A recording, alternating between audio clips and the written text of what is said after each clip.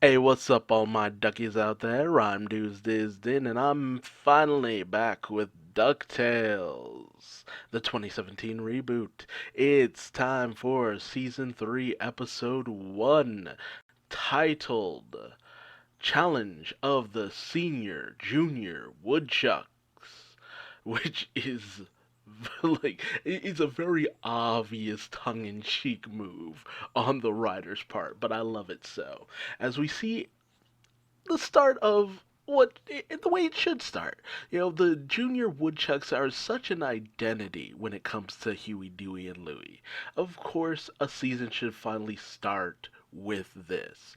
And we see some members of the junior woodchucks who I wasn't expecting, namely Doofus Drake and his new robotic brother Boyd, which you know, it took a long walk to finally get Doofus Drake in the Junior Woodchucks, which was his identity in the original series, but it's just like, this version of Doofus Drake does not feel like he should be in the Junior Woodchucks. But then again, maybe there's a reasoning behind that. Maybe he's actually fairly a savant at this kind of stuff. Maybe this is a result of having Boyd to kind of keep him in check. It raises so many questions that I kind of want answered here. But it's this is a ceremony to promote junior woodchucks up to the next level, with one of the coveted positions being senior junior woodchuck, which Huey is a shoe-in for. We also come to find out that while Della, still a vaunted member of the Junior Woodchucks, Donald actually got kicked out because he had a tendency to have violent encounters with nature. We see here involving a mosquito that constantly keeps bugging him. But we also come to find out that, surprise, surprise, Violet Saberwing is also a member of the Junior Woodchucks, which is just kind of like, of course she is. Like, it makes so much sense. Violet is such a studious character on the same level as Huey. And honestly, if it wasn't for the fact that Webby had been raised with such a sheltered life, I could easily have seen her being a member of the Junior Woodchucks as well, all things considered. But even back in the day, it used to be that all three of the triplets were members of the Junior Woodchucks. So, yeah, lots of little tongue-in-cheek nods, but character personality moments. It just shows the depth of this series, where you can just connect all these dots, so on and so forth. But we come to find out that something surprising in terms of television today, but I'm glad we're actually starting to see more of it. Also, oh, sidebar, Doofus Drake's parents are still wearing their maid and butler outfits. Despite the fact that Doofus Drake is no longer really in control in that way, it really does make me wonder if maybe they just like wearing those outfits. But we also come to find out that Violet Saberwing has two daddies, which was actually announced by the producers and creators of this series on Twitter, but this is the first time we're actually seeing it, and with confirmation with matching I'm with Dad shirts, just in case you didn't get the hint. Which, censors in other countries are gonna have a field day with that. But we also get Lena, who is, a part of the Saberwing clan at this part, and is very thrilled to see her little surrogate sister, really get coming up in the world for the most part. We also come to find out that Violet also has a multitude of badges. Like, she is decked out in badges, which really kind of intimidates Huey, as they're both in the running to become senior junior woodchucks, but they'll have to compete in order to find out who will be the one to be promoted. Also, during the theme song, we actually get to see Della in certain moments. She's kind of been inserted into the theme song, and it's just fun. It's fun to see her there. Nothing big, nothing over the top. They didn't redo anything. They just kind of put her in there. It's just like, there you go. There's some Della. Um, However, during the actual competition, Huey will not be able to bring along his Junior Woodchucks guidebook, which is basically the kid's Bible. I don't know how he's gonna manage without that. But we also come to find out that Scrooge actually, despite never being a member of the Junior Woodchucks, actually had uh, admiration for the one of the founders of the Junior Woodchucks, namely Isabella Finch. And Scrooge actually would read stories about her adventures when he was young, which is kind of surprising because, all things considered, that would have been during a time when female adventurers wouldn't really have been the top thing. So, yeah, that's actually fairly progressive. And, he used to read about all these wild and dangerous adventures that she'd go on. And he manages to find a map in the painting of Isabella Finch, leading to one of her secret treasures.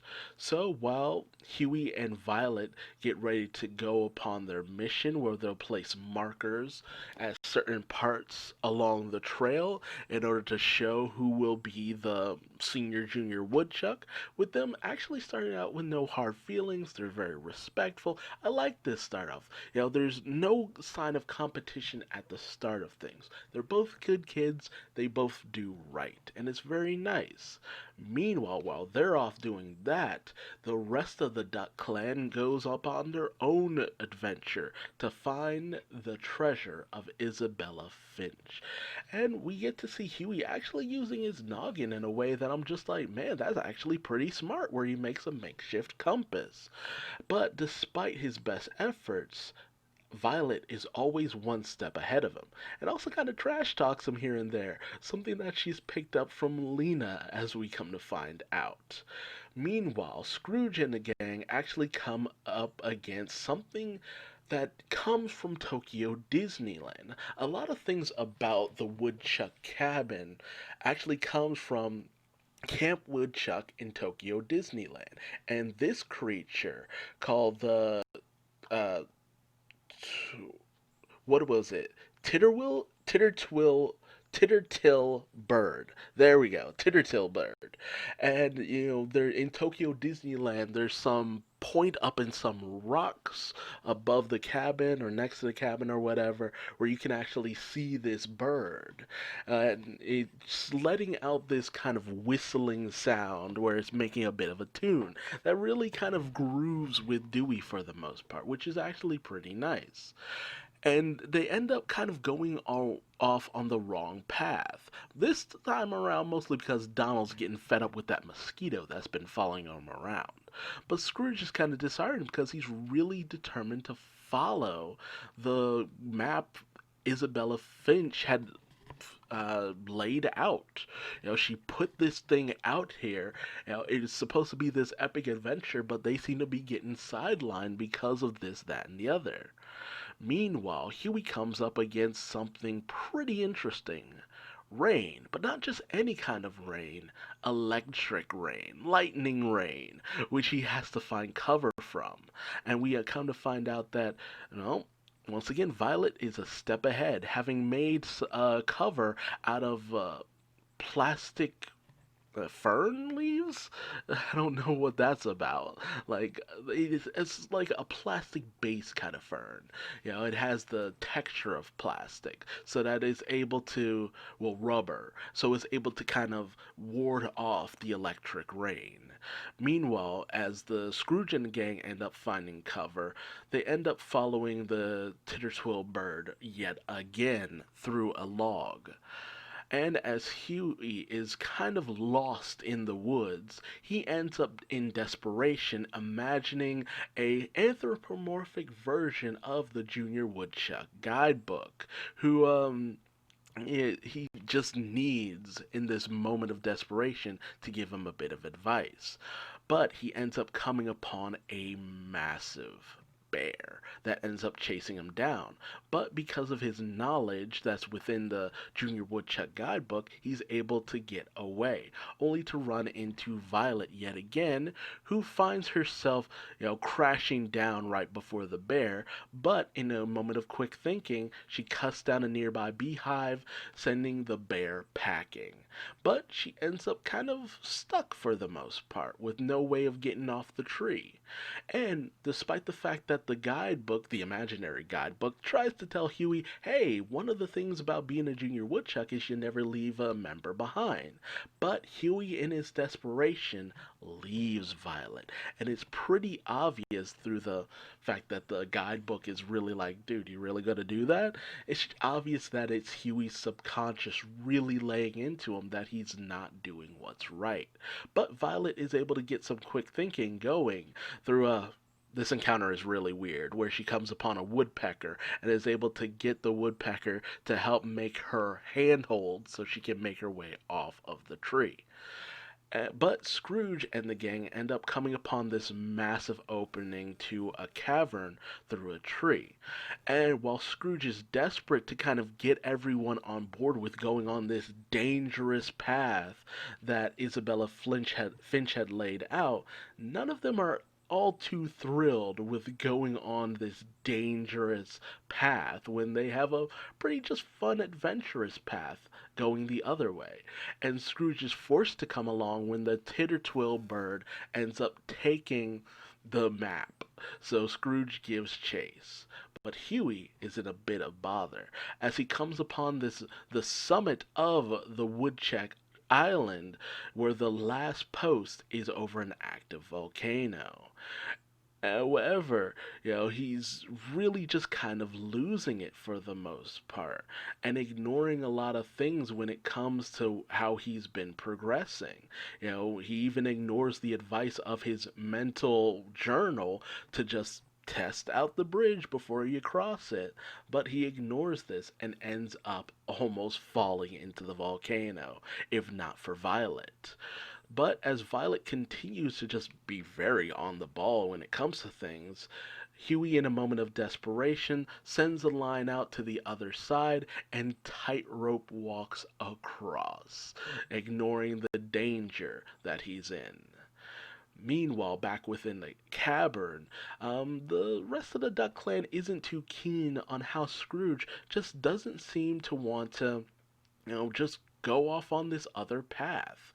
He's desperate to follow this map, but, he's taken aback when the rest of the kids, start to say that, hey, yes, that map is history, but we're about rewriting history. We do things our own way and find our own path. That's never stopped you before. Why let it stop you now? Which is very moving.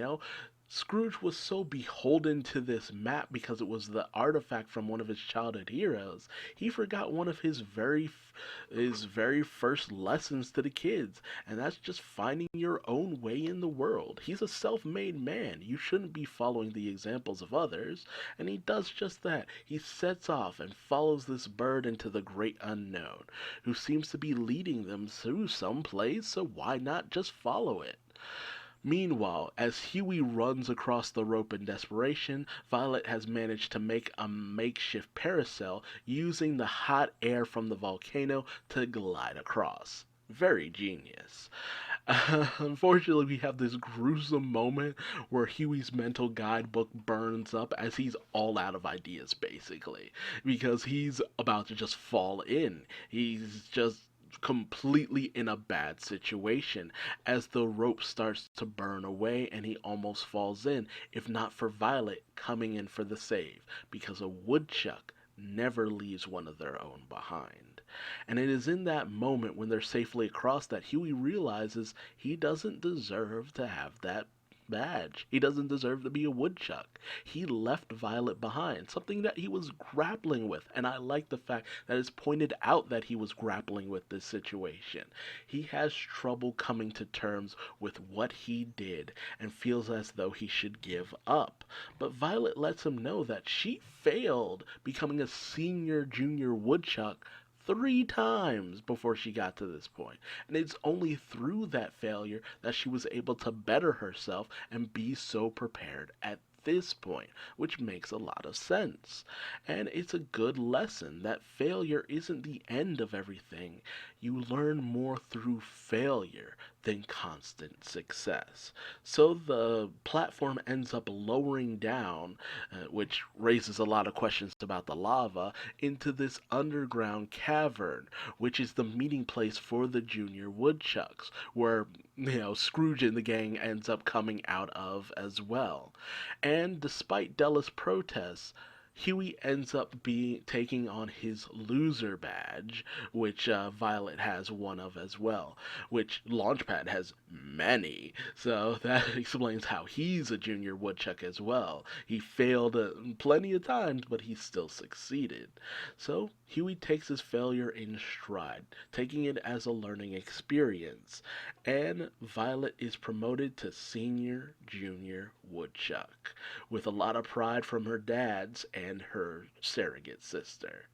And as the McDuck clan cheers them on, we see that the uh, Tittertwill bird still has the map.